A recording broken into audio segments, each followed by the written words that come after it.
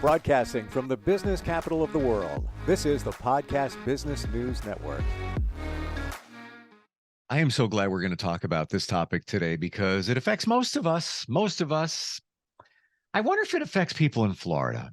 I'm going to ask her. I'm going to find out. I know it affects us in the New York area. It'll be 4 degrees tonight. And we're talking about winter blues when we have those seasonal changes and it just kind of brings you down. How do you come back up again? She is somebody that helps many of us heal from different modalities, has so much insight from nutrition to energy healing to hypnotherapy. My QuantumHeal is her website, and she is Dr. Cecilia Cervantes, and she's back with us. Cecilia, welcome. How you doing? I'm doing great. We had a terrible storm this week in Texas, but I've bounced back already. Yeah, I have friends. Actually, I have a friend in Florida, grew up with him. I mentioned Florida a second ago, and he actually deals with the seasonal thing, the winter blues. Just even though it's it's sunny and warm and 75, but I guess maybe it's the angle of the sun. I'm not really sure. It's time of year we have less light, so we're getting less sunlight, and probably the vitamin D levels in your system are going down. One thing affects another. It's all connected. It's funny you should said the light thing because I have another friend that has a light. I guess it's a UV light that he turns on. Is that one way to get around that feeling of not feeling positive when there's less light or less UV? Yeah, there's this thing called light therapy that can be used. They use it in the very northern climes like Iceland and such. It's been proven to work and help people. So let's go back to what really causes what we call winter blues. We have less sunlight, it's colder, less things going on. You're not outside as much. What's actually going on in the brain? Well, as a result of all that, we spoke about the vitamin D levels being lower. It can affect your other chemicals in your brain, such as serotonin, and for some people, even melatonin might be too high, and because of their genetics or what have you, just the way they're made. And melatonin's supposed to kind of calm you down and get you ready for sleep. But if you're like that during the day, you're kind of blah, you know? Interesting. Let's center on that because I always thought the melatonin was such a great thing, but you're saying if you have too much, it's a bad thing. However, how would you have too much? Why would your body produce more in the winter? It's not everyone that has this, but certain people they've found have a little higher melatonin levels during the daytime. That's when you want the serotonin levels to be higher. When you're awake and alert and needing to do things, it's kind of the happy hormone, serotonin, or the happy chemical. And that's why people get placed on SSRIs, which are serotonin reuptake inhibitor type medications to kind of reverse that. So you have more serotonin in your system during the day. At night, you take the melatonin to help you to get to sleep, just to kind of slow down and get ready for bed. So it's that circadian rhythm that can be off for a variety of reasons. And you also want to help yourself with that by having a good diet, not putting too much of that refined sugar in your diet. And when it's time for bed, get ready for bed, slow things down, get off the screens. There's so many things that can disrupt us and that do disrupt us. We're on the screens all day and sometimes at night, and that blue light bothers you. It reduces the melatonin in your system at night. So there's a balance that's required. It's so true that when you're kind of blah and kind of tired, just like, ugh, what do? You eat. It releases that chemical in your brain. I'm not sure which one it is. And then you just feel like, yeah, let's just eat some more. And all that is just another, like a weight around your neck that pulls you down into more depression, I guess, because now look at yourself like, starting to gain weight. I'm eating garbage. You feel horrible because you're eating. And it's almost like a vicious winter cycle. Exactly. And when you're eating, you tend to eat more carbs, which aren't going to help you. It's not going to keep a steady blood sugar level. So you'll have those ups and downs, and those downs are, can really get you down. So you want to eat a good diet. You want to get maybe eat some fish during the winter. That's a good time to eat that fish. It's anytime's a good time for that, but the fish oil is good for you. It keeps the inflammation down in the body. Getting some vitamin D in your system if you need to supplement.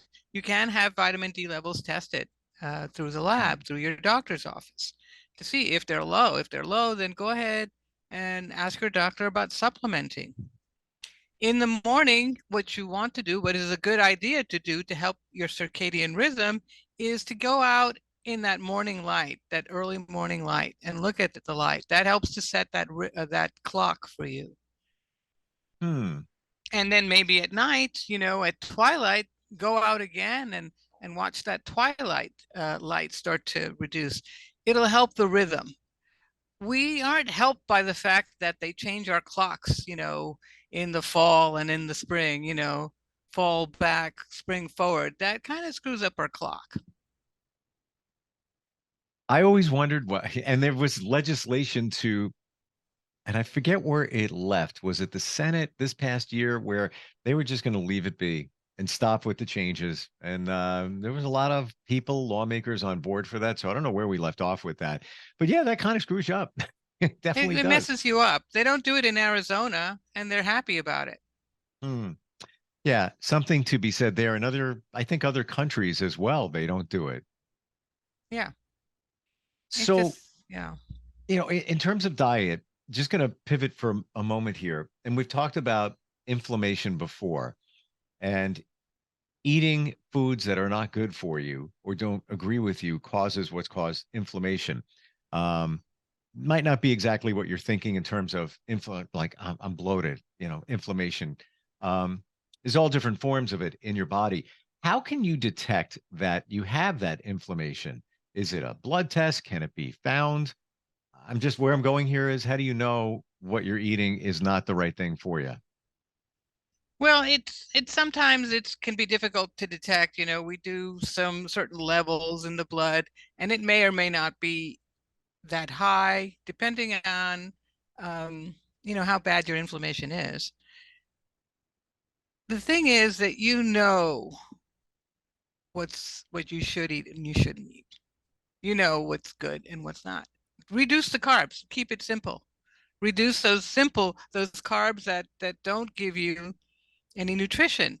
Increase your fruits, your veggies, your whole foods.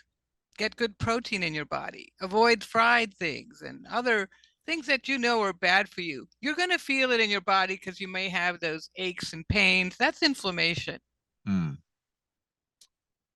Uh, outside of those things that we know are bad for us, the fried foods and massive carbs and everything, it would be the things that don't agree with us personally. Let's say, uh, let's say you love fruit. Let's say it's apples, whatever it might be. Maybe apples don't work with your body chemistry, and there's an issue. Again, I picked any fruit, so it would be a blood test that could possibly identify that you're having some inflammation issues based on what you're eating.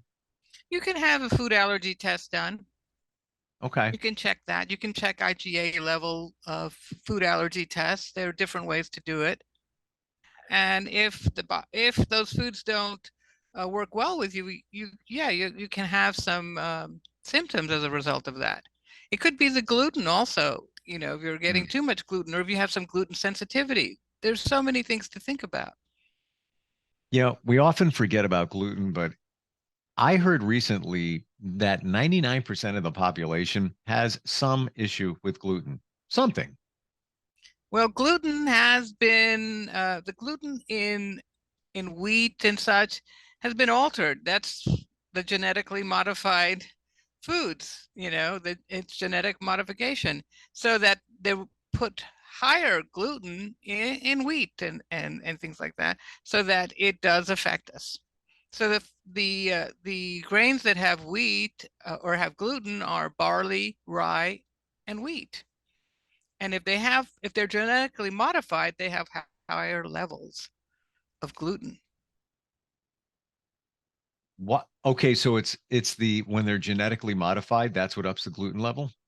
That's what's up the gluten level. Okay, We've seen a rise in that gluten sensitivity since the GMOs, the addition of more gluten, the modification of our crops. gotcha. Okay, yeah, I've always wondered how that happens, but it's the modification of our food. That's let's say there wasn't any processing, none.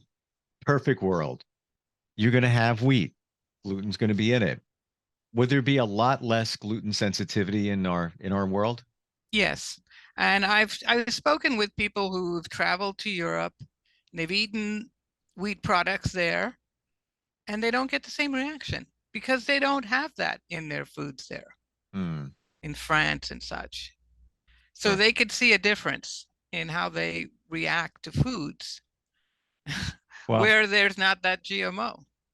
I'm going to take one for the team here, and I'm going to go to Italy, and I'm going to try all the pasta there. Just I want to Yes. see what the gluten level is. I'll get back to you guys on that. Um, would you guys pay for that? No. Let's go back to winter blues. What are some of the other things that you would suggest that we do to help us, feel better in the winter? Well, getting out in the sun, that's a very good one. Exercise, we tend to kind of lay back and I don't want to do anything. Get a little exercise. Move. Get out there. Hmm. Meditation. This is a great time to meditate. That main meditation and mindfulness, go inside and start to just relax and slow things down. You can start planning. What are you going to do in the spring? This is a great time to plan out things. So do some journaling. In the very coldest areas, Iceland and such, they get cozy and they slow down during the winter time and they attempt to enjoy this time, enjoy their home, enjoy the rest, the quiet, become like a bear, hibernate a little. Yeah. I just before you even said that, Cecilia, I had a visual of a simpler time where it wasn't so crazy. And that's what people did. They planned for the spring. Let's say, there was a lot of farming. So they would start planning, all right, well, we're going to plant on this date, we're going to do this, we're going to do that. But all that would be done during the winter. So yeah, to your point, and something else you said before, in my mind, it comes under the category of you don't know until you know. But I've walked outside early just to take my dog out where it's just barely sunrise and yeah, it can be cold.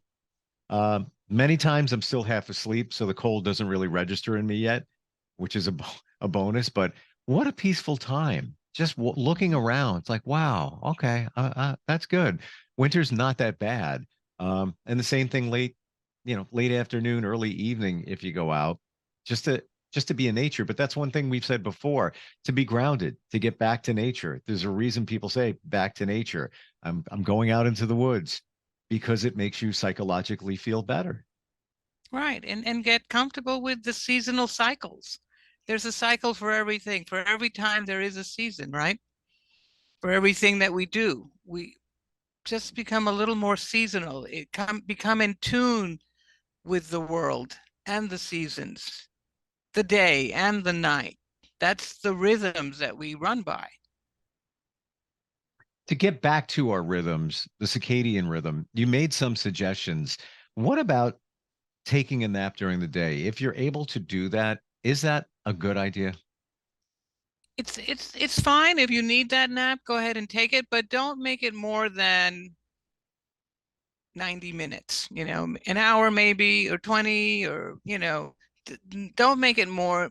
I would say less than an hour is probably ideal. Okay. You shouldn't need more than that. If you start taking a longer nap, that's going to affect your nighttime sleep. I used to take them when I was on a different schedule, and it was very beneficial. It was almost essential, needed to do it. And I ran into somebody recently, and he said, I take a nap every afternoon. And this is a guy who's not even 40 yet. Not like he's, retired. And he's like, that is, I love my power naps. 20 minutes, bam, I'm back up and I'm ready to roll again. What about supplements? Is there things that we could or should be taking to feel better in the winter? Well, like I said, the vitamin D is Okay. something that you could take. That can certainly help you. Fish oil, Hmm. good for you, reduce that inflammation. Um, Eating a whole food diet is important. This is a good time to make things such as stews and, nice warming foods that nourish you. Using those root vegetables, it's very seasonal, staying within the seasons. That's a really good point because the other day my daughter said to me, "Can you get peaches? I don't know if they're in season. Can you get them?" And up here where we are, couldn't find them. Looked, didn't go crazy looking, but then it also concerns me if it's not in season, what the heck are they doing to them? That's right. That's right. You're better off getting frozen, than the stuff that sort of shows up. It's like, well, where was that irradiated? Hmm. I recently heard that. Maybe it was you that said it, that That was frozen. me. Yeah. And I did. I went and I wanted raspberries, and they didn't have organic raspberries. So I found them frozen, cheaper, and you don't have to worry about them going bad, and nutritionally just as good. And by the Just way, as if you want to make a smoothie, they're already frozen, so you're on a head start there in terms if you want to, a cold smoothie. Yeah, we want to have those veggies or the fruits that are off season, get them frozen. I think you're better off doing that. It's going to be cheaper and they have the same nutritional value. See, I never knew that. I always thought that some of the nutrition was missing from frozen produce. Uh, just perception, I guess. But wow, it's fantastic. I love it. I think it's fantastic. Why wouldn't you at this point? Because then you don't have to worry about stuff going bad. Drives me crazy when I buy stuff and then I forget that it's in the refrigerator and it's like, oh, there's mold on it, or sitting on the counter. Um, winter blues, other things that we should do, other thoughts. What can you tell It's us? a good time to sort of look back and do some gratitude work perhaps and get with your people, with your community. Call people. How are you doing? How are you holding up in the winter? Do some connecting. We need connection. We're human beings. We're social creatures. So it's a good time to connect. We've gotten a lot away from that quite a bit because we have those phones, and we're always on the screens, and um, we've sort of forgotten how to connect directly with people. Call them on the phone or go and see them. There was something I heard recently, and it was a study out of Harvard. And essentially, I paraphrase this, but it was that you should be connecting those with those who you're very close to, people you love, 7 hours a day, 7 hours a day for the most benefit in terms of feeling better, feeling connected, all of that. 7 hours is a lot when you think about it with our crazy busy lives right now. Yes, things have changed so much in society. It's hard to have that close connection. Way back when, when you had families that lived together, um, it was easier. You would eat meals together, all those things. It's Yeah. important because you feel the support, and we're Yeah. social beings. We need to feel that support. Otherwise, we start to feel isolated. The last few years have been very difficult for people because of that sense of isolation and feeling alone and what happens if something happens to me? Who do I have to help me? We've got to make those connections. Yeah. And there was something else that was very powerful. If that you take one person who is 40 and they spend just 1 hour a day in being connected to somebody, when they're 80 years old, think about how much time they've spent. It's so minimal. I forget the number quite honestly. But in terms of hours, I think it was maybe like 100 something hours. That's it between age 40 and age 80. If you spend that time with somebody, it's just it's crazy. And you think about what life was like You're right, Cecilia. People just sat around and just talked. They actually did that. You imagine that? They Yeah, got they ate together. They weren't watching television and right. eating, or ignoring each other, because they were in trance. They actually spoke to each other, connected. There was more of an intimacy in relationships back Hmm. then. How do you determine when it's time to take some type of medication? You're just feeling blah, winter or not, but a lot of times, based on my research, more people gravitate toward a medication to feel better around this time. How do you make that determination individually that it's time to do it? Well, some people actually suffer from seasonal affective disorder, which it's a little more intense. They can't get out of that rhythm. They feel sad, it affects their sleep, it affects their mood, and they're just kind of funky all the time, and they just can't get out of it. That's time to seek professional help. Okay. And that might look like doing some cognitive behavioral therapy, or it might actually require that you be on a medication for a short period of time to just kind of get yourself out of it. There are some herbs that also help, but I Hmm. would also seek professional help on that. Some people take St. John's worts, but St. John's worts has a lot of cross reactivity with medications and things. So you don't want to just take something on your own. You need professional or an expert to help you with that. It's so true how things can interact. Like I've learned more and more about grapefruit. Grapefruit, I love grapefruits. Reminds me of being on vacation. That's usually when I have them because I have the time to have them. But that is one of the major, if one of the top fruits that interact with medications, right? Yeah, especially heart medications. You have to be very careful with certain things. Yes.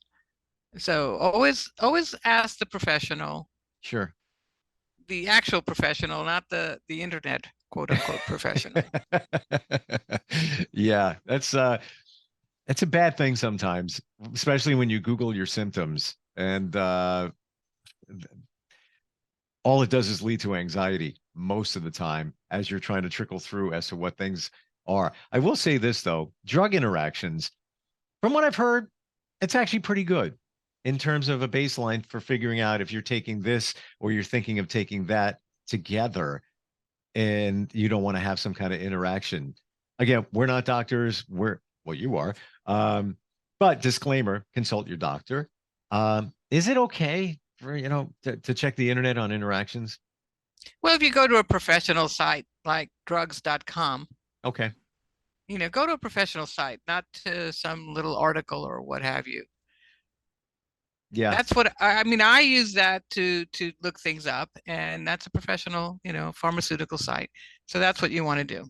Okay. But of Yeah. course, go to the professional first if you can. Yeah, absolutely. And I tried a new primary care provider a few years ago, and they literally went on the internet just to double check the interaction between the drugs. So yeah, all right. So and drugs.com, I didn't know that that was a legit site. One would think maybe it's for sales or whatever. Um, Closing thoughts here in terms of feeling better with those winter blues. Any other thoughts you have? Well, take the action that we spoke about. Don't just, don't get worse and worse and not do anything about it. Look and evaluate, what can I do to help myself get out of this? Because it's not a good place to be. Doesn't feel good.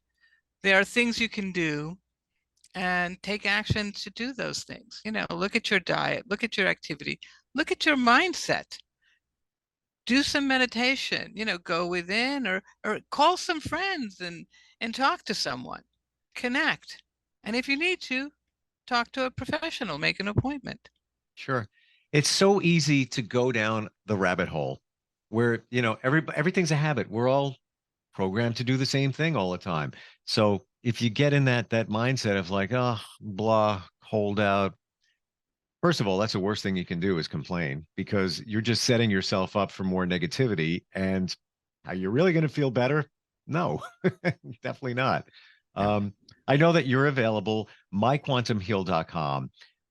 You do such great work. I've worked with you. I tell everybody about as a matter of fact, I told somebody this morning about the timeline therapy that we did a couple of weeks ago. Literally, somebody in my building right here, because he was talking about meditation, and he told me that he found TM like decades ago, and it was a game changer for him. And then that led into, oh, have you tried this? Have you tried this? And yeah, so many different modalities to help you feel better.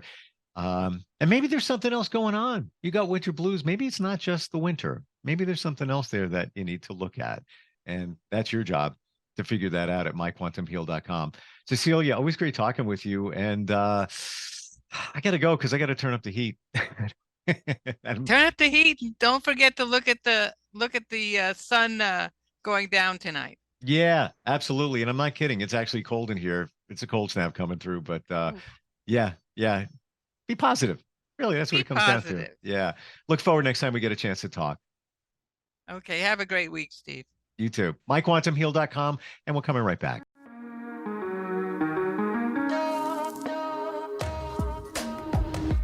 Broadcasting from the business capital of the world, this is the Podcast Business News Network.